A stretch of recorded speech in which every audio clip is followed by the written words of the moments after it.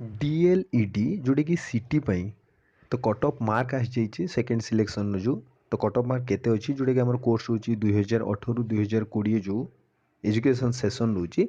तो stream Jote arts एवं science रोचे तार कैटेगोरी जो आम जो देखा यूआर रे 39% रोचे आर्ट्स रे कट ऑफ मार्क जाइए साइंस रे से 44.5 जाइए एससी रे से 33.75 थिला बेले साइंस रोचे 34.75 एसटी रे से आर्ट्स रे 25.75 थिला बेले 21.50 रोचे साइंस एससीबीसी रे से 38.75 थिला बेले आर्ट्स 44.50 रोचे साइंस तापरे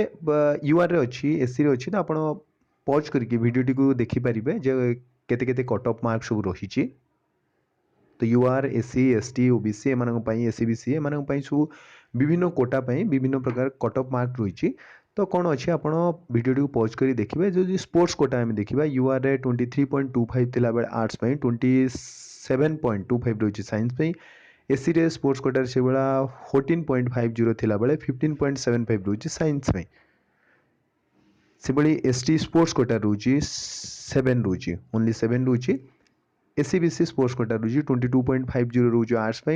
26.00 रोचे science thank you for watching my video.